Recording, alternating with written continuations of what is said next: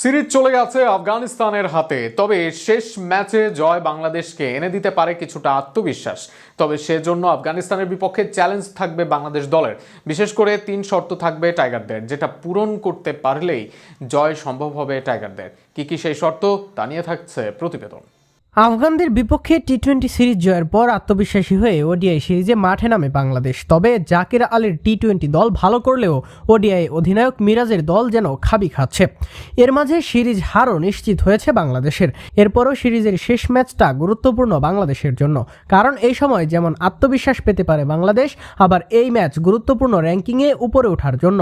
তবে জয় সহজ হবে না বাংলাদেশের, অন্তত পূরণ করতে হবে 3 শর্ত। প্রথম শর্ত ব্যাটারদের। আফগানিস্তানের বিপক্ষে শারজা পিচে রান করা সহজ নয়, সেক্ষেত্রে আগ্রাসী হওয়ার থেকে ক্রিজে সেট হয়ে খেলতে হবে বাংলাদেশের। এই উইকেটে রান করতে গেলে দরকার পার্টনারশিপ। শেষ 2 ম্যাচে মিরাজ হৃদয় ছাড়া কেউই করতে পারেনি পার্টনারশিপ। যদি শুরুর দিকে একাধিক বড় পার্টনারশিপ করা যায়, তবেই রানের মাঝে থাকতে পারবে বাংলাদেশ।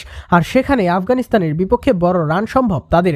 সেখানে সাইফ তানজিদ হৃদয়কে বড় ভূমিকা পালন করতে হবে, তাড়াহুড়ো না করে খেলতে হবে দায়িত্বশীল ইনিংস। দ্বিতীয় শর্ত থাকবে ব্যাটারদের। সেখানে মিডল অর্ডার সামলাতে হবে আফগান স্পিনারদের। নিজেদের মিডল অর্ডারের চ্যালেঞ্জ যেমন থাকবে, তেমনি মিডল ওভারে আফগান স্পিনারদের সামাল দেওয়ার চ্যালেঞ্জ থাকবে।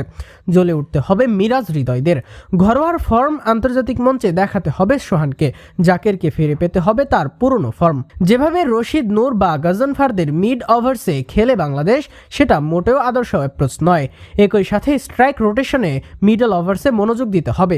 সঠিক বোলারকে টার্গেট করতে হবে, নিজেদের উইকেটের মূল্য বুঝতে হবে। বড় দায়িত্ব দিতে গেলে সিংহভাগ বর্তাবে ব্যাটসম্যানদের কাছে।